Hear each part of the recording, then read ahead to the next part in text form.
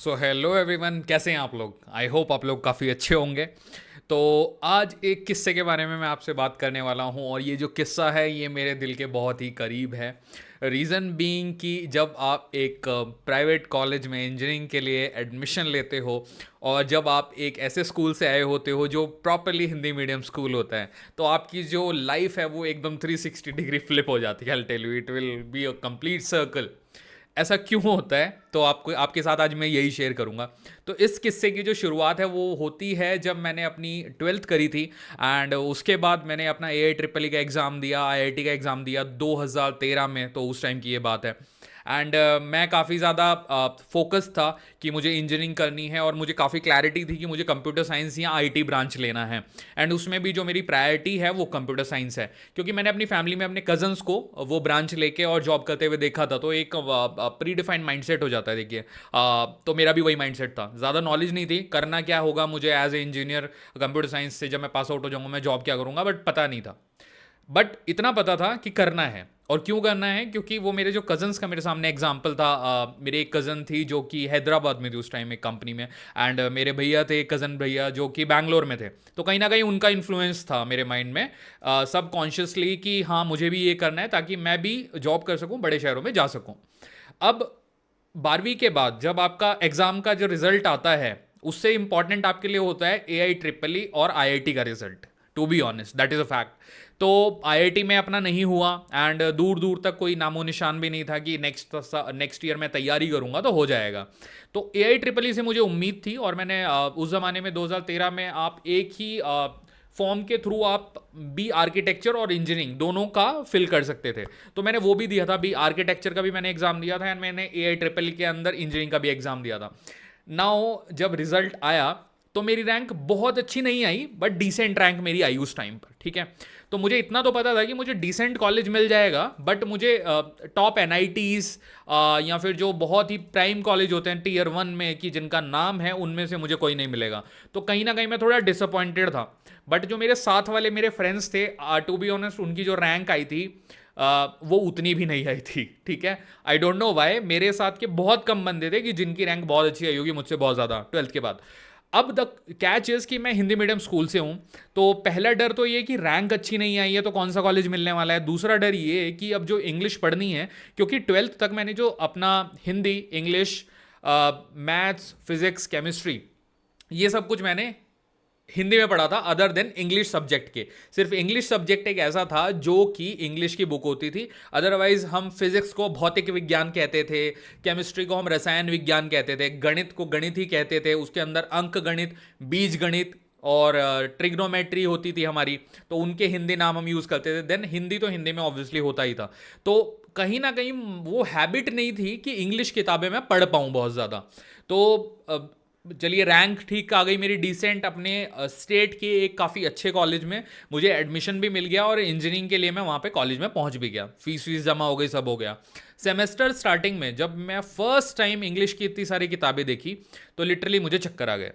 चक्कर आ गए मतलब कि in the sense you feel that कि मैंने अब तक जो ये सब हिंदी में पढ़ा था, अब मुझे ये सब कुछ इंग्लिश में पढ़ना है। क्योंकि फर्स्ट ईयर में मोस्टली आप ट्वेल्थ की चीज़ें पढ़ते हो। जो आपका मैथ्स भी होता है वो आपका ट्वेल्थ का टच ही होता है। हम पढ़ के आए थे बेसिकली, हमने 12वीं तक जब हम मैथ्स पढ़ते थे तो हमने उसको हिंदी में पढ़ा था प्रॉपरली। अब सडनली आपको इंग्लिश में पढ़ना पड़ेगा। हम बात करते थे बीटेक में आने के बाद इंटीग्रेशन एंड डिफरेंशिएशन की, और हमने इसको हिंदी में पढ़ा हुआ था। तो इनफैक्ट इसकी जो टर्म्स होती थी हिंदी में, तो इंटीग्रेशन को हम स्कूल में कहते थे समाकलन, और डिफरेंशिएशन को हम बोलते थे अवकलन। अब देखिए, समाकलन अवकलन से आप पढ़ के सीधा आपको कोई बोले डिफरेंशिएशन निकालो और इसका इंटीग्रेशन निकालो, तो दिमाग घूमेगा ही ना, राइट। तो वो मोमेंट था फर्स्ट सेमेस्टर में। हम लोग जो हिंदी मीडियम वाले थे उन्हें बहुत स्ट्रगल करना पड़ता है कंपैरेटिवली एक जो इंग्लिश मीडियम का स्टूडेंट होता है। क्योंकि एक तरीके से कुछ पॉइंटर्स मैं आपको बताऊंगा। देखिए, नंबर 1, आपको बुक्स ही समझ में नहीं आती हैं। आपको एफर्ट लगता है एक बुक को समझने के लिए, क्योंकि आपकी वो हैबिट नहीं होती है पैराग्राफ खूब सारे इंग्लिश में पढ़ने की, तो वो आपको हैबिट बिल्ड करनी पड़ती है। हालांकि जो एक इंग्लिश मीडियम का बच्चा है उसके लिए वो हैबिट बिल्ड है। तो you are not only struggling to read, you are struggling to understand, जो कि एक अपर हैंड होता है इंग्लिश मीडियम के बच्चे के पास, ठीक है। तो ये पहला आपका स्ट्रगल पॉइंट आएगा। देन सेकेंड थिंग, कई बार आपकी फ्लुएंसी उतनी अच्छी नहीं होती। जितनी कि एक इंग्लिश मीडियम के बच्चे की होती है। तो इन फैक्टर्स पे आपको फर्स्ट डे से ही काम करना चाहिए अगर आप हिंदी मीडियम के बच्चे हो, क्योंकि आपको थोड़ा सा एफर्ट ज़्यादा लगेगा, बट ट्रस्ट मी आगे जाके ये मायने नहीं रखेगा, क्योंकि you will be use two of it. पहले सेमेस्टर में मेरी जो परसेंटेज आई थी वो भी बहुत कम आई थी, टू बी ऑनेस्ट, क्योंकि आई थिंक कुछ 63% आया था मेरा। अब देखिए इंजीनियरिंग में 63% कोई परसेंटेज नहीं होती, वो भी कंप्यूटर साइंस ब्रांच में फर्स्ट सेमेस्टर में। एंड सेकेंड सेमेस्टर में ऑल्सो इट्स कम 67। तो मेरा जो एग्रीगेट था वो 65% के आसपास बैठ रहा था मेरा, और 65% कोई बहुत ज़्यादा परसेंटेज होता नहीं है, टू बी ऑनेस्ट, बहुत ही कम परसेंटेज है। तो कहीं ना कहीं फर्स्ट ईयर में मेरा जो मेन स्ट्रगल था वो किताबों के यूज टू होने में मैंने ज़्यादा ध्यान दिया।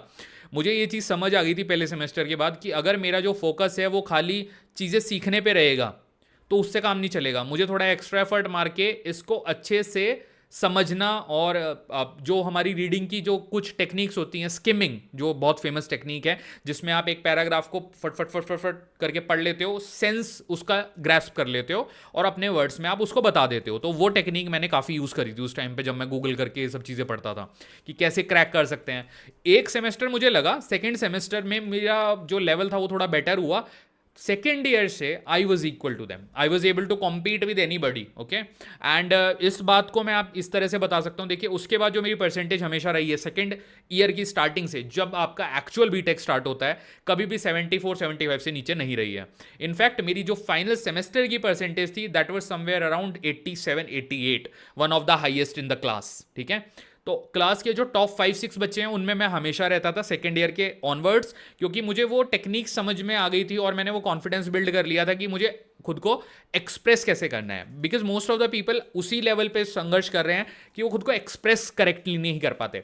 कम्युनिकेशन, खुद को सही एक्सप्रेस करना, स्किमिंग टेक्निक, और अच्छे से चीज़ों को एक्सप्लेन करके अपने वर्ड्स में बताना, ना कि किताबों के रट्टे मारना और वो वर्ड्स याद रखने की कोशिश करना कि मुझे यही वर्ड बोलने हैं, वो आप नहीं बोल पाओगे, because you are coming not from that background, okay. तो कुछ टाइम लगा, बट आई वुड से कि वो इजीली चीज़ें हो गई। एंड देन मेरा जो एग्रीगेट भी था बीटेक का वो 77, so I got my degree with honours, जो कि मेरे मेजॉरिटी ऑफ द फ्रेंड्स को भी नहीं मिली, जो कि बहुत बड़े बड़े स्कूल से आए थे। So I am telling you this all thing, देखिए सिंपली ना, it's all about your mindset. आप किस तरह से चीज़ें ड्राइव करना चाहते हो, आप किस तरह से खुद को रिप्रेजेंट करना चाहते हो, आपका टारगेट क्या है। कुछ लोग इस चीज़ से दब के रह जाएंगे कि यार मैं इन लोगों से कॉम्पीट नहीं कर सकता, बट मेरा वो डर था, मैंने फर्स्ट ईयर की स्टार्टिंग में ही निकालना स्टार्ट कर दिया था, क्योंकि मुझे पता था कि मेरी कैपेबिलिटी ज़्यादा है, ठीक है, मैं अचीव ज़्यादा कर सकता हूँ, मेरे को डरना नहीं है सिचुएशन से। तो इसमें कोर पॉइंट मैं आप लोगों के साथ ये शेयर करना चाह रहा हूँ, अगर आप लोग डिसाइड करो ना तो देन आपको कोई नहीं रोक सकता, ठीक है।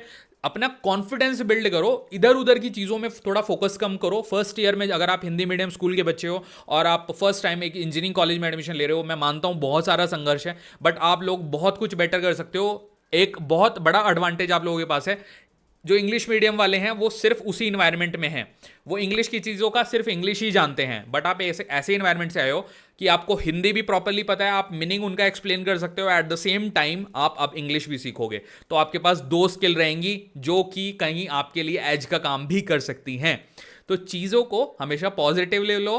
And this was my story coming from my Hindi medium school to engineering college and then moving into MNCs for multiple year. तो थैंक यू सो मच इस स्टोरी से जुड़ने के लिए। प्लीज़ अपने ओपिनियन जो भी थे आपके प्लीज़ शेयर करिएगा कमेंट सेक्शन में। इनफैक्ट मैं उनका हर किसी का रिप्लाई भी करूंगा अगर आपके कोई डाउट है तो। Thank you so much.